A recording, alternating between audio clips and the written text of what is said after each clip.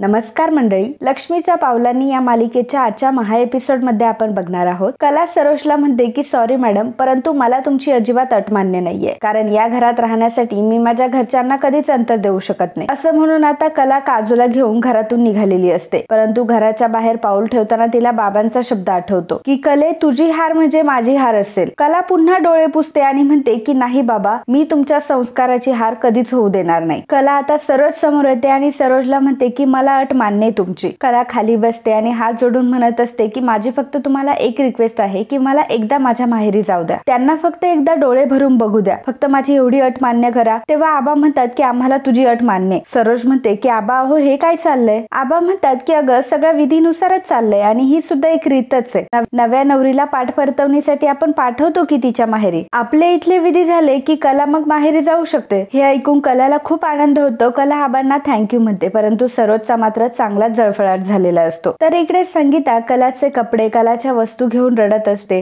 आणि म्हणत असते की कले, आतापर्यंत तू माझा कुठलाही शब्द डावलला नाही, परंतु मी मात्र तुला कुठल्या जंजाळात फसवलंय. एकदा तरी माफ करशील का ग ह्या आईला? आणि माझी नैनी, ती का अशी पळून गेली? अरे देवा, तुझ्या नक्की मनात तरी काय आहे? असं म्हणून संगीता मोठमोठ्याने रडत असते. तर आता सुकन्या ही घरी आलेली असते. सुकन्या संगीताला आवाज देत असते, परंतु आवाज कोणाचाच येत नाही. त्यामुळे सुकन्याला असं वाटतं की घरात कोणीच नाहीये. परंतु जायच्या वेळी किचन मधून आवाज येतो. त्यामुळे सुकन्या आता किचन मध्ये जाते. तर बाबा हे ताटामध्ये जेवण वाढून घेत असतात. सुकन्या त्यांना म्हणते की अहो, मी लवकर घरी येणारच होते आणि मुगाची खिचडी टाकणार होते, परंतु सगळं हॉलवर आवरता आवरताच टाइम झाला. तेव्हा बाबा सुकन्याला म्हणतात की सुकन्ये, संगीला एवढं ताट नेऊन दे. अगं, सकाळपासून तिने काहीच खाल्लं नाहीये. तिला एवढं खायला लाव आणि गोळ्याही घ्यायला लाव. सुकन्या म्हणते की मी बघते काय करायचं, तुम्ही अजिबात काळजी करू नका. इकडे आबा सगळ्यांना म्हणतात की आता खूप उशीर झालाय, जे ते आपल्या रूम मध्ये जा आणि आराम करा. कला आणि काजू तिथून जायला लागतात. तर सरोज आता काजूला म्हणते की काय ग, तुझं काय, तू कुठे चाललीयस? कला म्हणते की तुम्ही जरा थांबा, मी तिला समजावून सांगते. कला आणि काजू जरा बाजूला जातात. काजू म्हणते की अगं तायडे, हे सगळं काय चालू आहे? कला म्हणते की तू एक काम कर, तू आता घरी जा. काजू म्हणते की अगं, तुला एकटीला सोडून मी कशी काय जाऊ? हे लोक तुझ्याशी कसं वागताय?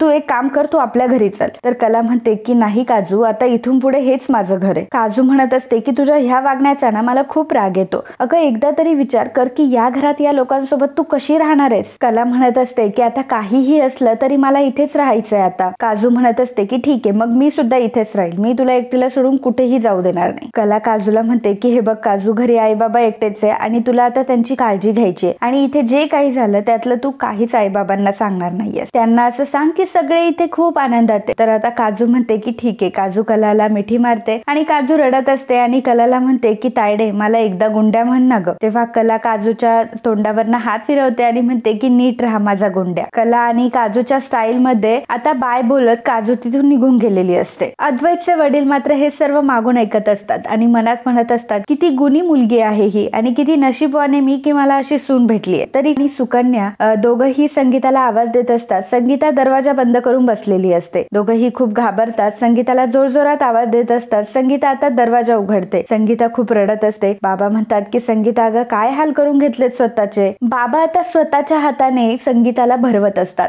परंतु ते बघून संगीता अजून मोठ्याने हंबरडा फोडते आणि म्हणत असते की मला माफ करावं. अहो, या श्रीमंतीच्या वेडापायी मी आपल्या दोन्ही पोरींच्या आयुष्याची माती करून टाकली. माझ्या कलेचं त्या चांदेकरांच्या घरी काय होत असेल, ते लोक कसे वागवत असतील तिला, आणि माझी नैनी, ती परत दिसेल का आपल्याला? खरं तर माझ्या पोरींचं नशीबच वाईट आहे, त्यामुळे त्यांना माझ्या पोटी जन्म घ्यावा लागला. अशी आई तर कोणालाच भेटायला नको, असं म्हणून स्वतःचं तोंड आता ती झोडून घेत असते. तेवढ्यात तिथे सुकन्याही येते. सुकन्याही संगीताला समजावू लागते, परंतु संगीता काही ऐकत नाही. ती जोराने तिच्या तोंडात मारून घेत असते आणि म्हणत असते की अंबाबाईने मला शिक्षा दिली आहे. असं मुलींचं दुःख असं मला उघड्या डोळ्यांनी बघावं लागतंय. तर इकडे आबा सर्वांना सांगतात की चला जा आणि सगळे आराम करा. तर कलाही आता जायला निघते. तर अद्वैत कलाला म्हणतो की एक मिनिट, तू कुठे निघालीस? जगाने तुला म्हटलं असेल माझी बायको, परंतु मी काही तुला माझी बायको म्हणून स्वीकारलेलं नाहीये. आणि एक गोष्ट म्हणजे माझी रूम तर सोड, परंतु चांदेकर हाऊस मध्ये कुठल्याही रूम मध्ये तुला जागा मिळणार नाही. कला अद्वैतला सांगते की मी एका गरीब घराण्यातली मुलगी आहे. तुमच्या घरामध्ये जेवढ्या खोल्या आहेत त्याच्या 1/4 सुद्धा माझं घर नाहीये. त्यामुळे मी करेल ऍडजस्ट. आणि स्वतःची खोली, मोठं घर अशी स्वप्न माझी कधीच नव्हती. एक छोटासा कोपराही माझ्यासाठी पुरेसा आहे. तुमच्या एवढ्या मोठ्या घरामध्ये छोटासा कोपरा मिळेल असं मला वाटतंय. अद्वैत आता अंजूला बोलवतो आणि अंजूला म्हणतो की अंजू, आपल्या घरातला कोपरा हवा हिला, तू हिला आपली स्टोर रूम दाखव आणि स्टोर रूम मध्ये राहायच्याच लायकीची ही. आबा म्हणतात की अरे अद्वैत, काय आहे हे. तर अद्वैत म्हणतो की आबा हिची खरी जागा इथेच आहे आणि तिला तिथंच राहू द्या असं म्हणून आता अद्वैत तिथून निघून जातो. जे ते त्याच्या रूम मध्ये निघून जातं. तर कलाला म्हणतात की कला, एक दिवस सगळं काही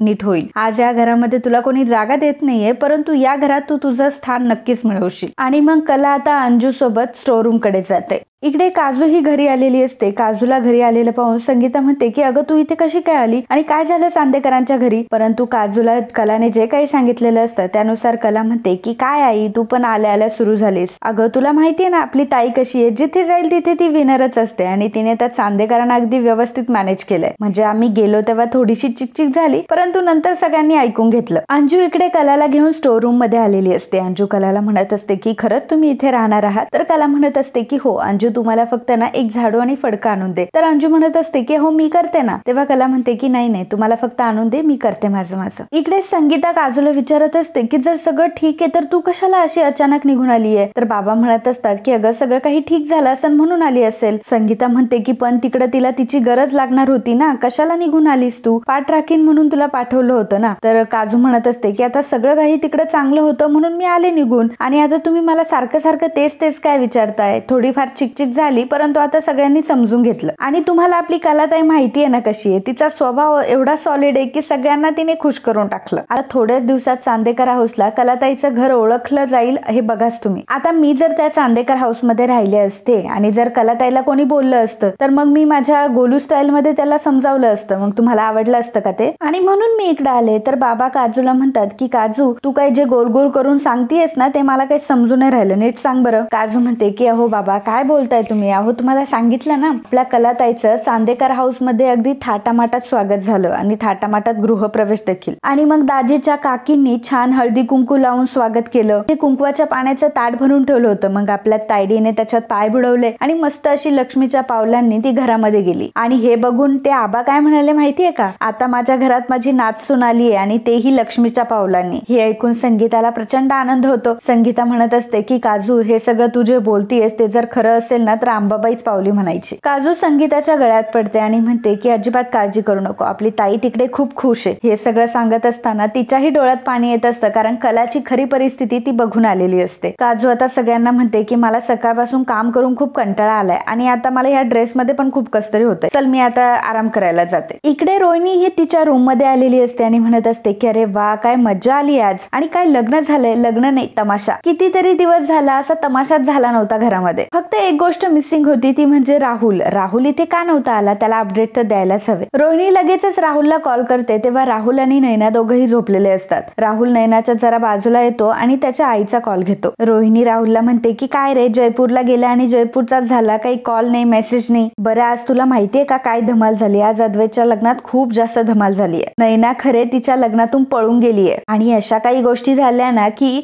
अद्वैत स्वतःच्या तोंडावर आपटला. आणि अरे त्याला अशा मुलीशी लग्न करावं लागलं की ज्या मुलीचं त्याला तोंडही बघायला आवडत नव्हतं. राहुल म्हणतो की वा मम्मा, हे तर खरंच खूप ग्रेट झालं, कारण राहुलला तर माहित असतं की अद्वैतची बायको माझ्याच सोबत आहे. तर रोहिणी राहुलला म्हणते की राहुल, अरे हा तर फक्त ट्रेलर आहे, पिक्चर तो बाकी आहे, आणि ते जर समजलं ना तर तू डायरेक्ट घरी पळत येशील. आणि अरे ती नैना खरे काही श्रीमंत मुलगी नाहीये, आपल्या घरी ती मूर्ती बनवायला आली होती ना कला खरे, तिची ती सख्खी बहीण आहे आणि नैना तिची सख्खी बहीण आहे आणि त्यांच्या बाबाचा मिसळचा स्टॉल आहे. हे ऐकून राहुलला तर मोठा धक्का बसतो. राहुल म्हणतो की अगं मम्मा काय बोलतेस तू हे. रोहिणी म्हणते की आहे की नाही इंटरेस्टिंग न्यूज. अरे तुला माहितीये का, त्यांच्या आईने तर पूर्ण घोळात घेतलं होतं अद्वैतला. आणि खरं सांगू का राहुल, ही नैना ज्याच्या आयुष्यात जाईल ना त्याच्या आयुष्याची वाट लावणार आहे. खरं सांगू का, ज्या मुलासोबत ती पळून गेली आहे ना त्या मुलाचीच दया येते मला. राहुलला आता खूप टेन्शन आलेलं असतं. राहुल म्हणतो की ऐक ना मम्मा, मी तुला नंतर कॉल करतो, असं म्हणून राहुल आता फोन ठेवून देतो. तर इकडे कलाने सगळी स्टोर रूम अगदी साफ करून टाकलेली असते, सगळं स्वच्छ करून टाकलेलं असतं. अंजू जेव्हा ते बघते तेव्हा आता मोठ्याने ओरडत येते. तर तिचा आवाज ऐकून सगळेजण बाहेर येतात आणि म्हणतात की काय झालं ओरडायला. तेव्हा अंजू म्हणते की अहो ती स्टोर रूम किती खराब होती, आपल्या नवीन आलेल्या सुनबाईने मात्र सगळं काही साफ करून टाकलं, खरंच खूप हुशार आहे आपली सुनबाई. आबा म्हणतात की म्हणूनच नवीन सून लक्ष्मीच्या पावलांनी घरात येते असं म्हणतात, आणि ती एकदा की घरात आली की घरादारावरची सगळी जळमट नाहीशी होतात. सरोजला मात्र हे अजिबात आवडलेलं नसतं. तर अद्वैत म्हणतो की काय फक्त रूमच साफ केली आहे ना, एवढं काय आहे त्यात, आणि हे सगळं करून तिला जर असं वाटत असेल ना की ती आपल्या घरामध्ये जागा निर्माण करू शकते तर कधीच शक्य नाहीये ते. तर अद्वैतला इकडं फार टेन्शन आलेलं असतं. अद्वैतला त्या सगळ्या गोष्टी आठवत असतात. नैनाने कशा प्रकारे तिला धोका दिला आणि त्या धोक्यामुळे आता त्याला कलासोबत लग्न करावं लागलं, या सगळ्या गोष्टी त्याला आठवत असतात आणि या सगळ्यामुळे त्याचा फार संताप होत असतो. तर तो आता त्याच्या कपाटामधून जे नैनासाठी त्याने लग्नाआधीच काही कपडे घेऊन ठेवलेले असतात, साड्या आणि ड्रेसेस घेऊन ठेवलेले असतात, त्या सगळे ड्रेसेस आणि साड्या काढतो आणि माचीस घेऊन बाहेर निघतो. सरोजने त्याला माचीस घेऊन जाताना बघितलेलं असतं. सरोज आता सर्वांना आवाज देते. सर्वजण आता बाहेर आलेले असतात. अद्वैत आता ते सर्व कपडे खाली टाकतो आणि काडी लावून ते सगळे पेटवून देतो. ते बघून सगळ्यांना मोठा धक्का बसतो. तर अद्वैत सगळ्यांना म्हणत असतो की अशाच प्रकारे त्या मुलीने माझ्या आयुष्याची राखरांगोळी केली. आयुष्यात पहिल्यांदा मी प्रेम केलं होतं आणि त्यातही असं झालं. मी लग्नामध्ये माझं 100% दिलं होतं. प्रत्येक वेळी मी बिझनेस मध्ये क्लायंट सोबत असं कधीच वागलो नाही. प्रेम किती सुंदर कॉन्सेप्ट आहे आणि प्रेमाने मला किती बदलवलं हे मला जाणवत होतं. अद्वैत सरोजला म्हणत असतो की आई, मी तर खरं प्रेम केलं होतं ना ग. माझं काय चुकलं? ती नैना तर लग्नातून पळून गेली, परंतु ही माजुरडी बहीण माझ्या गळ्यात बांधून गेली. आतापासून हा अद्वैत चांदेकर कधीही कोणाच्या प्रेमात पडणार नाही, असं म्हणून अद्वैत तिथून निघून जातो. तर सरोज आता कलालाच बोलू लागते की झालं का तुझ्या मनासारखं? आज माझ्या मुलाची जी काही अवस्था झाली आहे ना, ती फक्त तुझ्यामुळे आणि तुझ्या घरच्यांमुळे झाले. तुम्ही तर वाट लावली आहे ग माझ्या मुलाची. माझा मुलगा तर असा कधीच नव्हता. तू तर वाट लावली आहेस माझ्या मुलाच्या आयुष्याची. मी तुला अजिबात सोडणार नाही. हे ऐकून कलाला फार वाईट वाटतं आणि कला आतमध्ये निघून जाते. परंतु ते सर्व बघून मात्र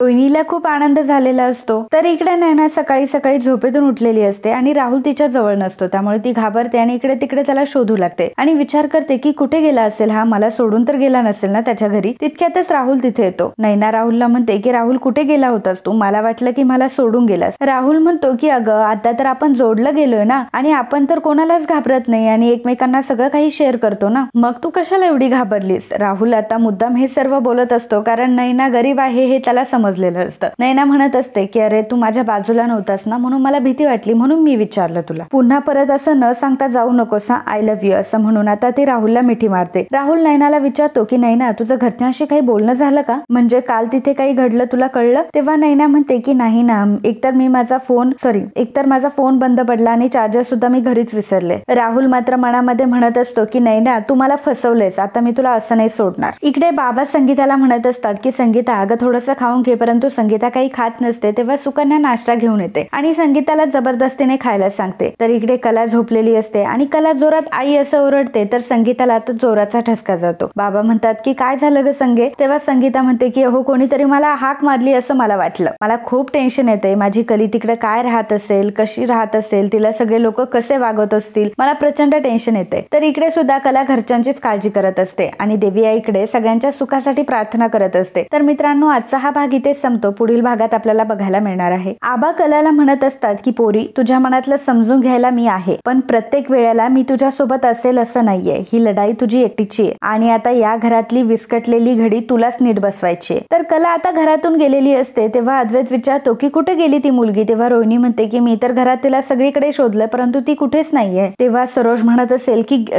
सरोज म्हणते की गेली असेल ती पळून. तर त्यानंतर कला आणि अद्वैतचा गाठ सोडण्याचा कार्यक्रम होणार असतो. अद्वैतला काही गाठ सोडायला जमत नसते. तेव्हा कला म्हणत असते की तुला काही जमणार आहे का सोडायला? मी सांगते तसं कर. आणि मग कला जसं सांगत असते तसं अद्वैत गाठ सोडण्याचा प्रयत्न करतो आणि गाठ सुटते सुद्धा. तेव्हा कला म्हणते की बघितलं ना, सुटला ना गुंता. तर मित्रांनो आजचा हा भाग आधीच आपण ट्विस्ट एपिसोड मध्ये सांगितलेला होता. मालिकांमध्ये आधी काय घडतं हे आपण आधीच भाकीत करत असतो. त्यामुळे तुम्हाला जर हे बघायला आवडत असेल तर लगेच आपल्या चॅनलला सबस्क्राईब करा आणि आपल्या चॅनलवरचे अजूनही व्हिडिओ बघा. आणि हा व्हिडिओ आवडला असेल तर व्हिडिओला लाईक नक्की करा. धन्यवाद.